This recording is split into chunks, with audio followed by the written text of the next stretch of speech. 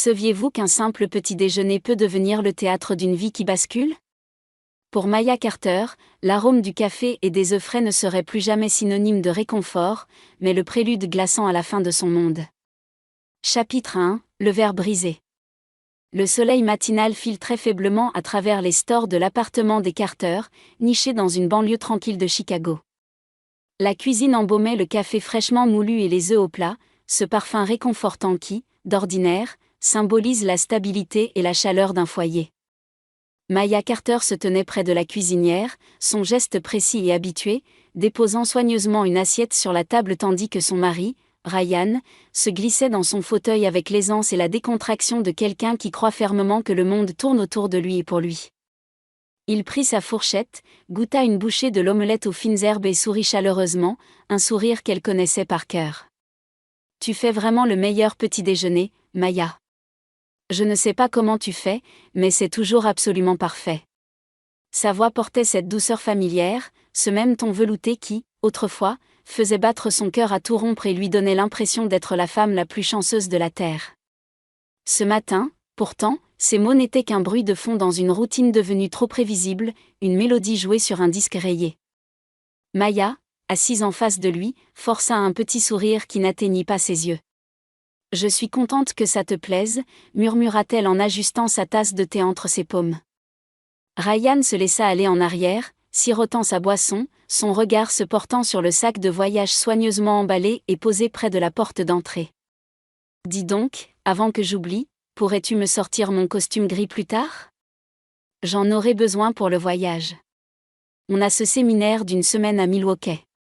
Ça m'épargnera du stress s'il est prêt à être enfilé. » La demande était ordinaire, banale, le genre de celle qu'un mari adresserait nonchalamment à sa femme qui connaît son emploi du temps mieux que lui-même.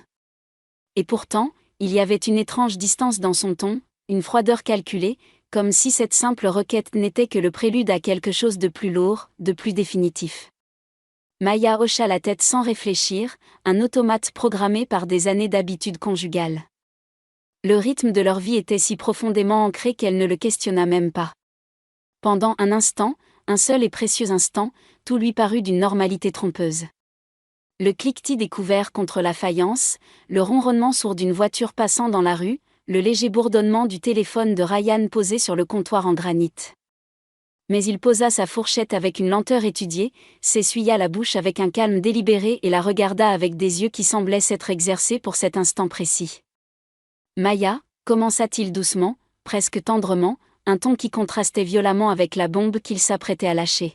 « J'ai quelque chose d'important à te dire, et je te dois l'honnêteté la plus totale, car tu ne mérites ni les demi-vérités ni les mensonges. » Son estomac se serra si violemment qu'elle crut qu'elle allait vomir. Elle laissa échapper un léger rire, nerveux et gêné. « Ça a l'air terriblement sérieux. Que se passe-t-il » Il inspira profondément, les coudes solidement appuyés sur la table, comme s'il s'apprêtait à faire une présentation professionnelle devant un conseil d'administration. « Il y a une autre femme. Elle s'appelle Madison. Je suis amoureux d'elle, Maya. Et elle est enceinte. » Les mots tombèrent dans la cuisine silencieuse comme des éclats de verre sur un sol de marbre. L'espace d'une seconde, une éternité glacée, Maya crut l'avoir mal entendu. L'air sembla se vider de la pièce, et le battement de son propre pouls résonna à ses oreilles, assourdissant, paniqué. Ryan continua de parler, d'une voix calme, presque apaisante, ce qui rendait la situation encore plus surréaliste et cruelle. « Je sais que c'est un choc monumental, mais écoute, Maya, ce n'est pas que tu aies fait quelque chose de mal. Tu as été une épouse parfaite. C'est juste que, l'amour ne dure pas toujours. On a passé de très belles années, 7 pour être exact, mais les sentiments s'estompent, ils s'érodent avec le temps, et je ne peux plus ignorer ce que je ressens pour Madison. » Ses mains tremblaient autour de sa tasse de café. La veille au soir encore, il l'avait embrassée sur le front, l'avait remerciée d'avoir plié ses chemises avec tant de soin, lui avait dit qu'il l'aimait avant de s'endormir. Il était maintenant assis en face d'elle, démantelant leur mariage sur le même ton détaché qu'il employait pour expliquer une stratégie marketing à ses collègues. Ryan continua, imperturbable face à son silence de pierre. « Vois-tu, Madison attend un enfant, mon enfant, et je crois fermement qu'un enfant mérite une famille complète, unie. Je ne peux pas fuir cette responsabilité. Ce serait injuste pour elle et pour le bébé. Je veux être là, à chaque étape, pour donner à ce bébé la vie stable qu'il mérite.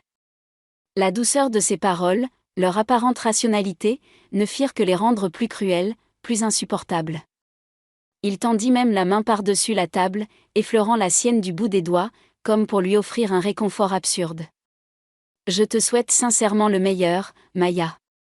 J'espère que nous pourrons, avec le temps, rester amis. L'hostilité empoisonne l'âme, et je ne souhaite cela ni à l'un ni à l'autre.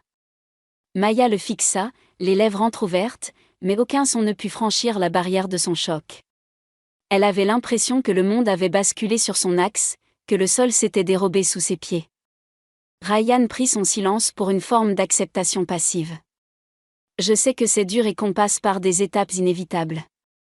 La colère, le marchandage, la tristesse, mais on finit par s'y faire. C'est comme ça qu'on gère le changement. Pourquoi faire durer l'agonie avec amertume ? Il sourit faiblement, comme s'il la guidait dans un séminaire de développement personnel dont il était le gourou. Elle avait du mal à respirer, l'air était devenu rare, irrespirable. L'homme en face d'elle, son mari, celui avec qui elle avait partagé 7 ans de sa vie, 2555 jours, lui parlait comme un thérapeute répétant un texte appris par cœur. Finalement, il se laissa aller en arrière, son ton devenant brutalement pragmatique, balayant les derniers vestiges de leur intimité. Je serai absent toute la semaine pour ce séminaire.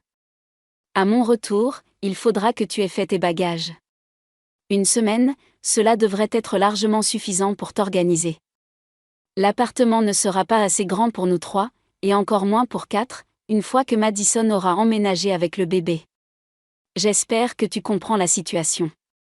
Il se leva, rinça son assiette dans l'évier avec une méticulosité déconcertante et vérifia son téléphone qui venait de vibrer. Les commissures de ses lèvres se soulevèrent en lisant un message, une lueur de bonheur authentique sur son visage qui n'était pas là une minute plus tôt, quand il parlait à sa femme. Maya resta figée, le café refroidissant dans sa tasse, son monde s'écroulant autour d'elle, brique par brique. Sa poitrine se serra, mais son corps refusait de bouger. Elle ne put que regarder Ryan jeter son sac sur son épaule, déposer un baiser fantomatique sur le sommet de sa tête avec une désinvolture glaçante et se diriger vers la porte. Ses lèvres s'entr'ouvrirent une fois de plus, mais rien ne sortit. Elle était trop abasourdie pour supplier, trop brisée pour protester. Le silence dans l'appartement résonnait plus fort que n'importe quel cri qu'elle aurait pu pousser. Chapitre 2, les murs du silence.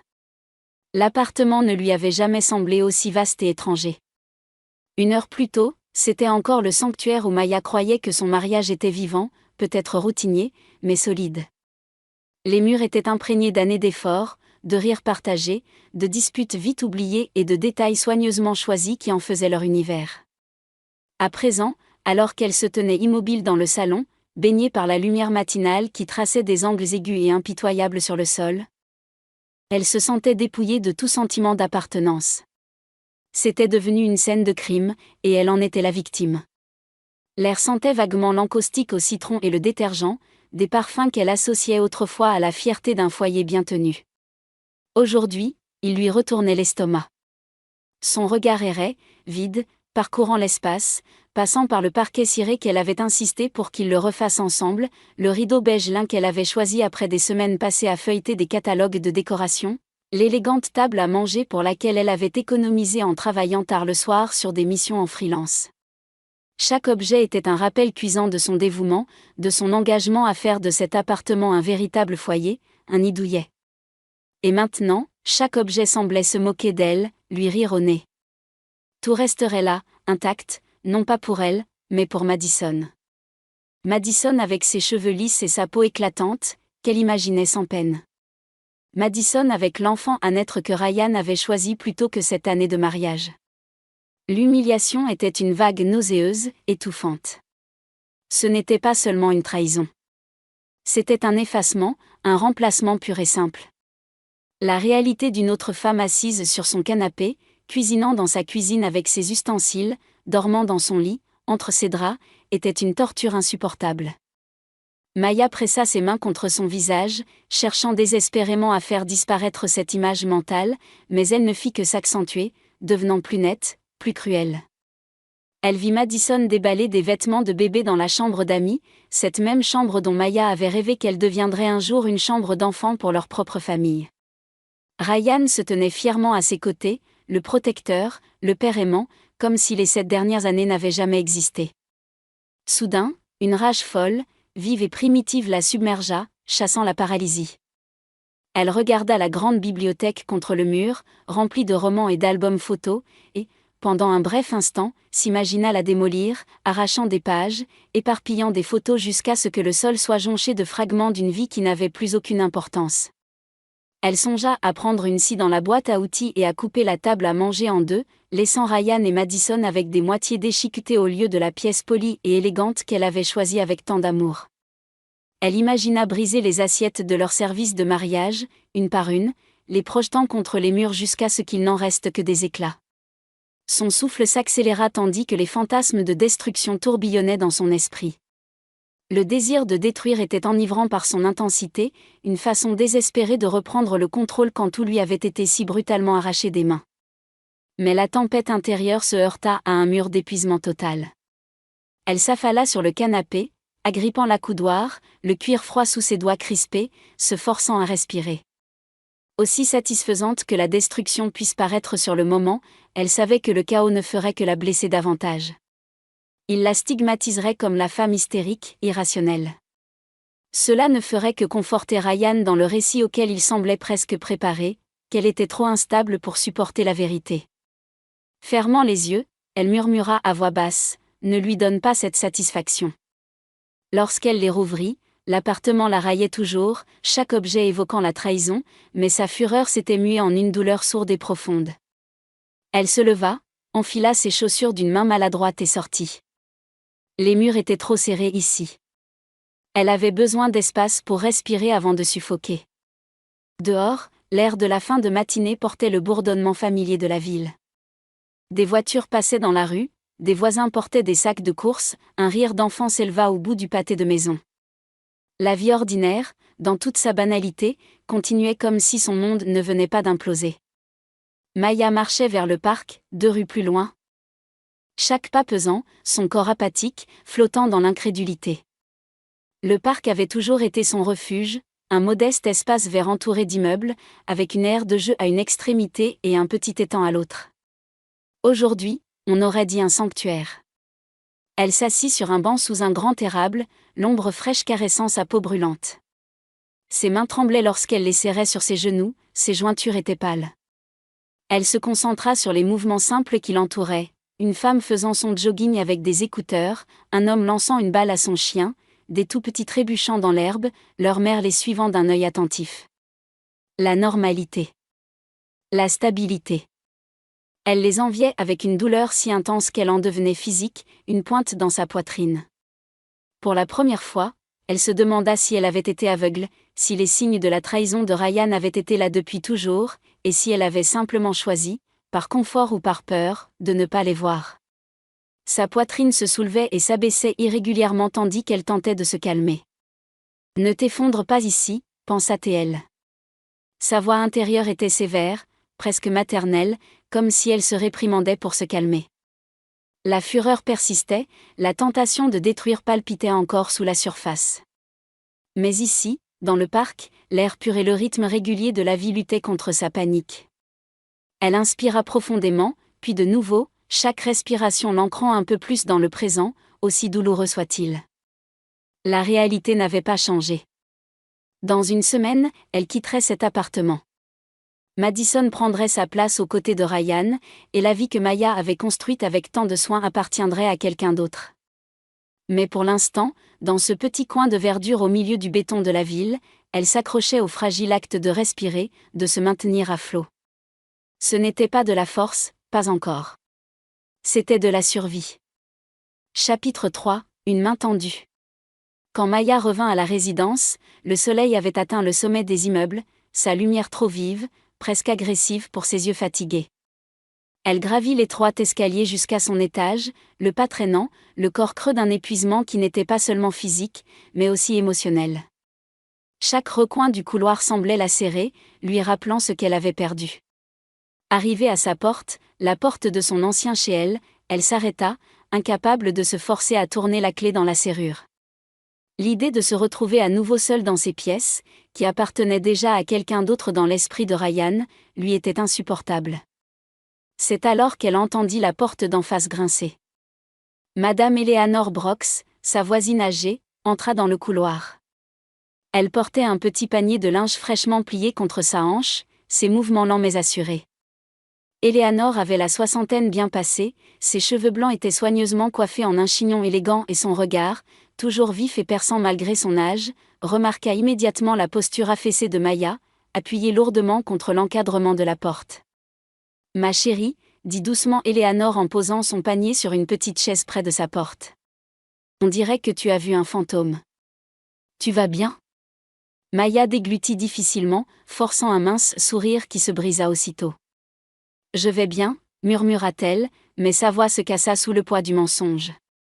Eleanor l'observa un long moment, son expression à la fois patiente et inflexible, capable de voir au-delà des faux semblants. « Tu n'as pas l'air d'aller bien du tout. Pourquoi ne viendrais-tu pas prendre le thé ? J'en ai justement sur le feu. » Maya hésita, partagée entre le désir de s'isoler dans sa douleur et la peur panique de la solitude. L'idée de retourner seule dans son appartement silencieux lui suffoquait. Elle hocha légèrement la tête et suivit Eleanor à l'intérieur. L'appartement de la femme âgée était petit mais chaleureux, un cocon réconfortant rempli d'étagères de livres, de couvertures aux crochets colorés et de photos encadrées qui tapissaient les murs. Il y flottait une légère odeur apaisante de camomille et de lavande. Eleanor fit un geste vers le canapé et versa 2 tasses de thé fumant, en posant une devant Maya avant de s'installer en face d'elle dans un fauteuil confortable. Pendant un instant, aucune des deux ne parla.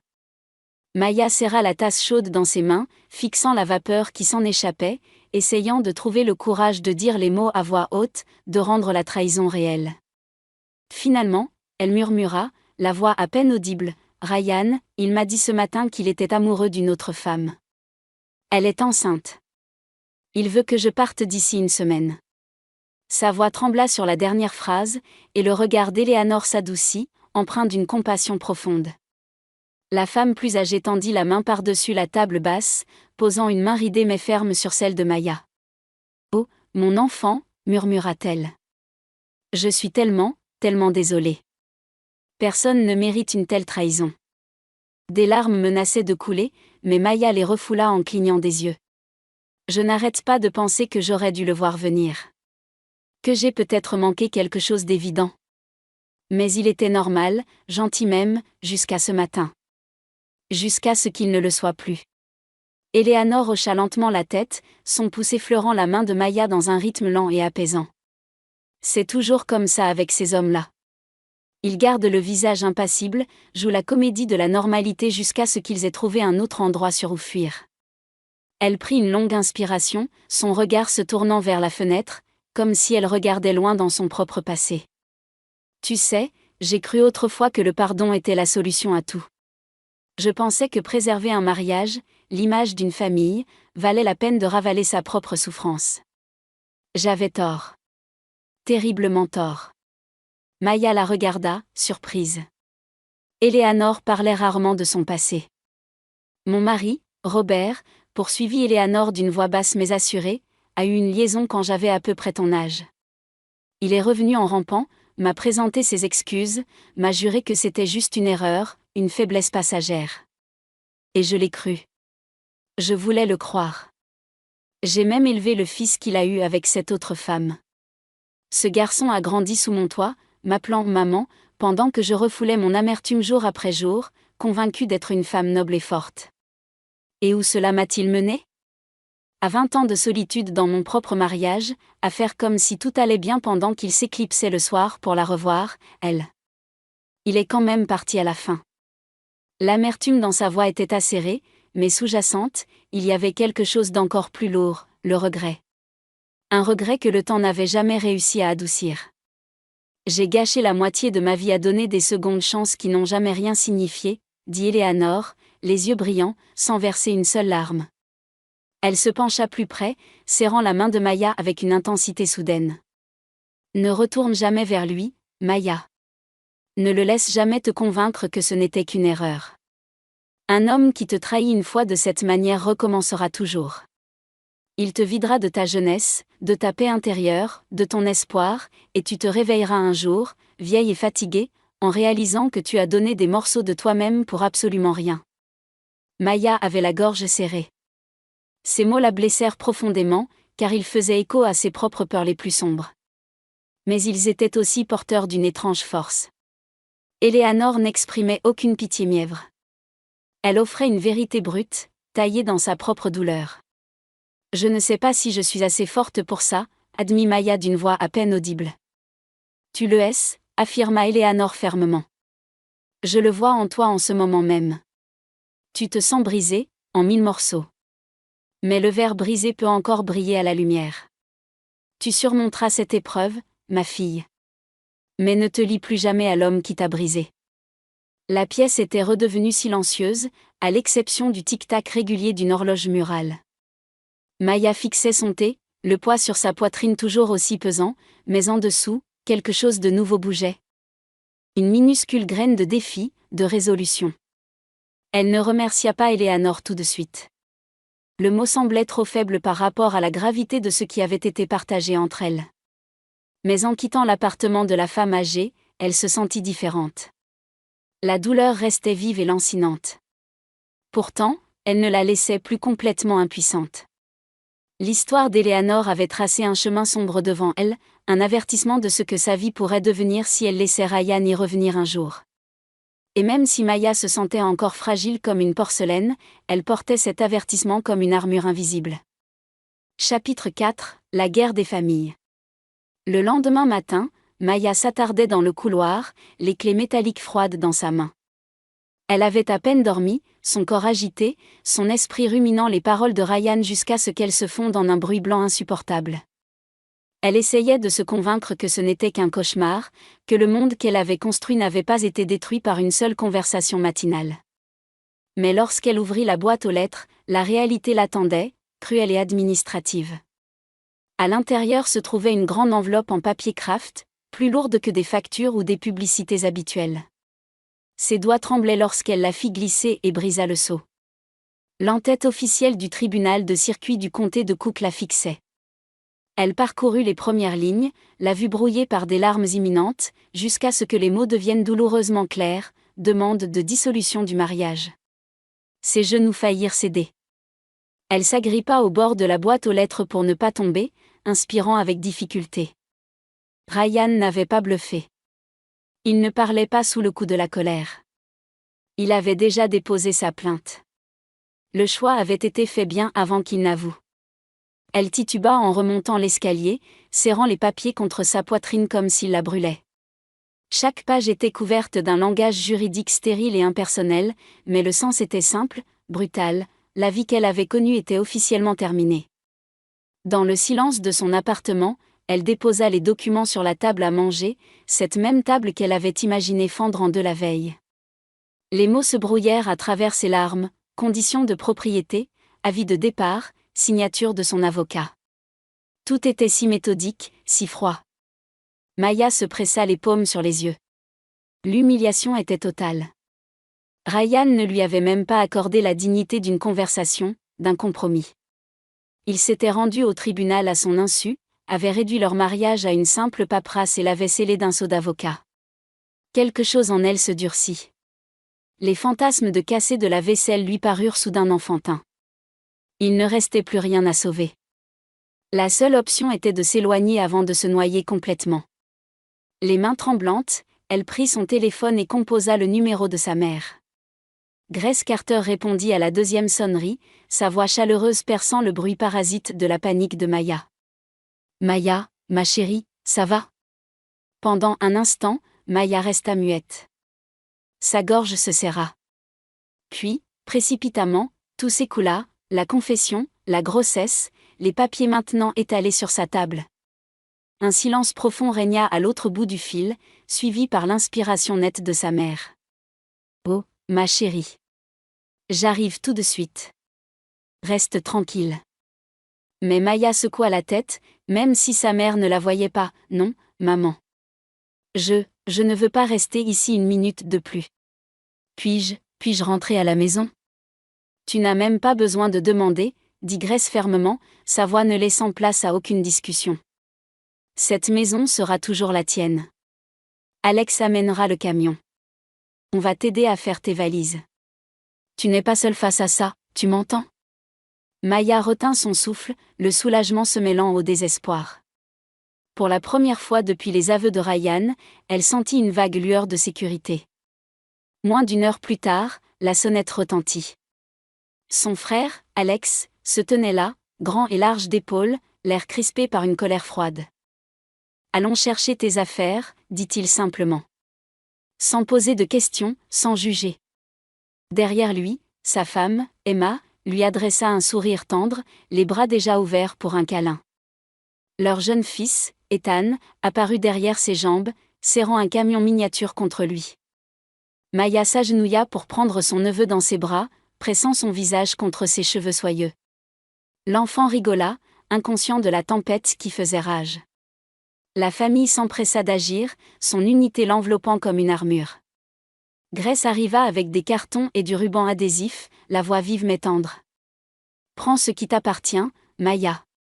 Ne laisse pas derrière toi ce pour quoi tu as travaillé. » Un, les objets furent rangés.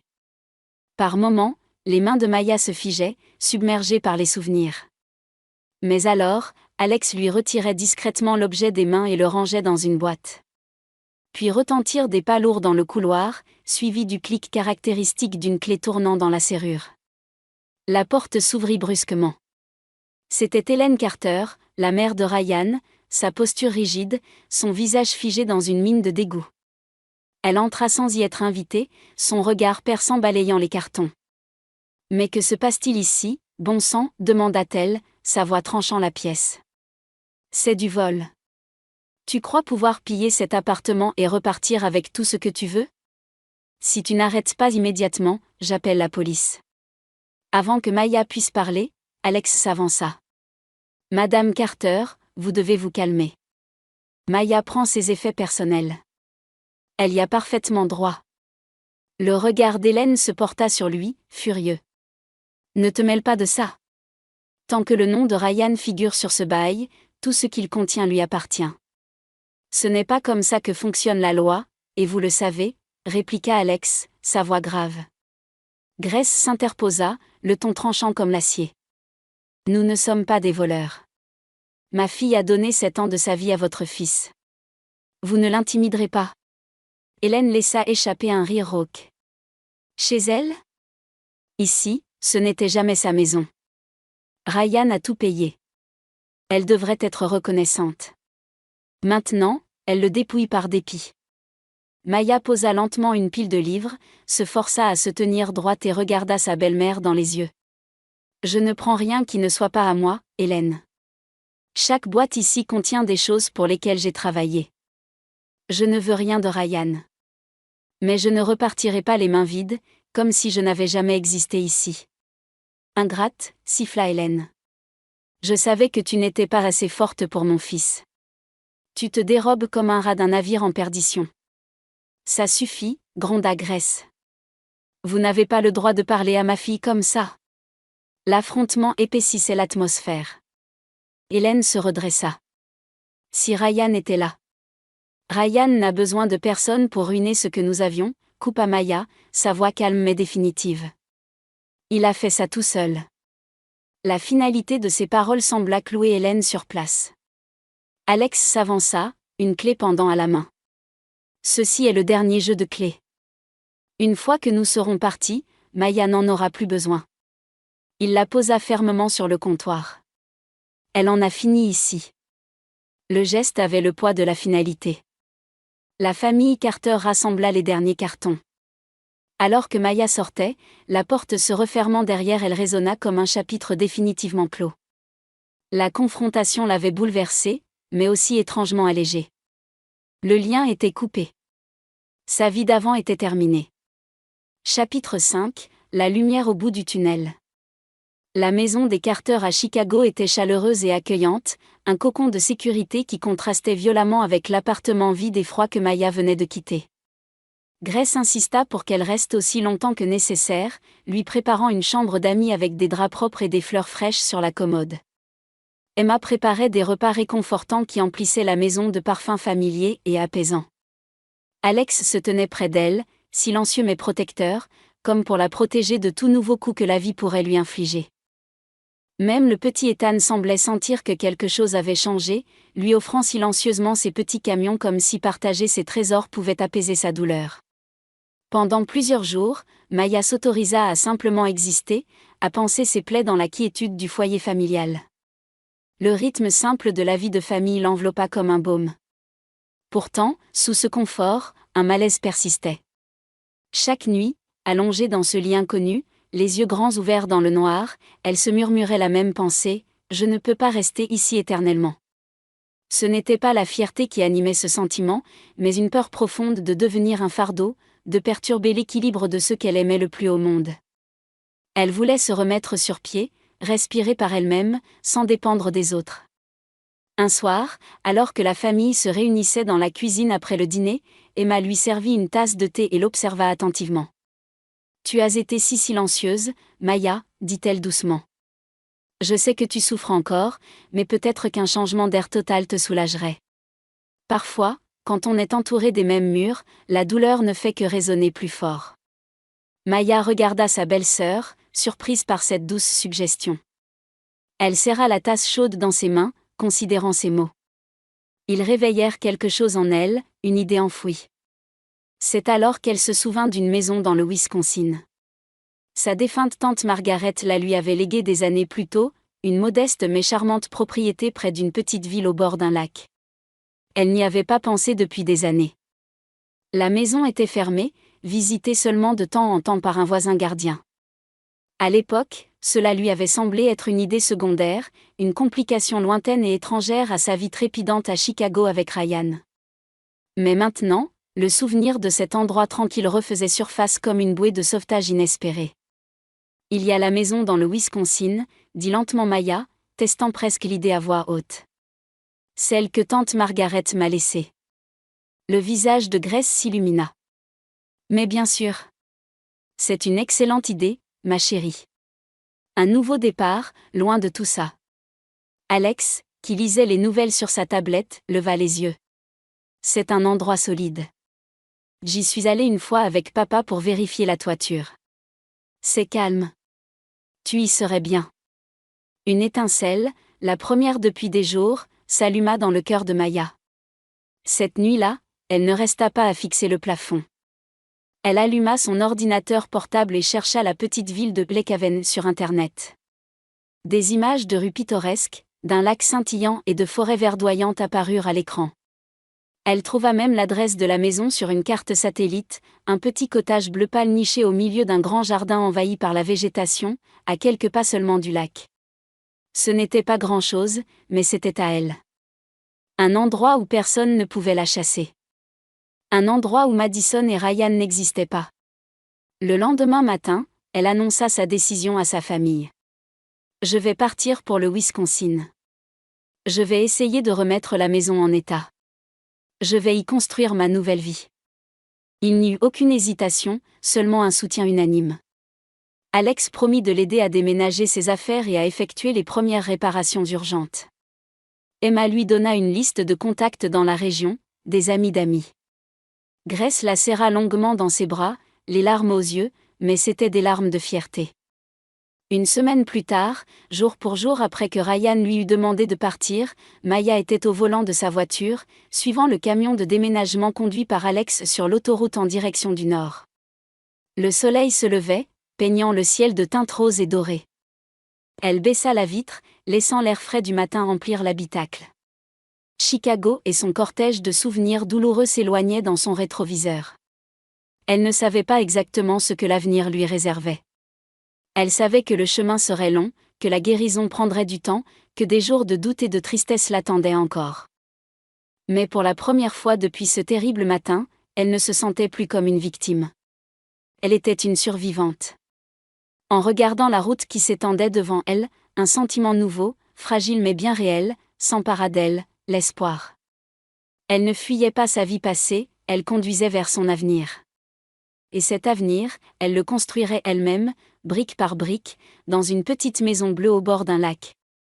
Elle était enfin libre.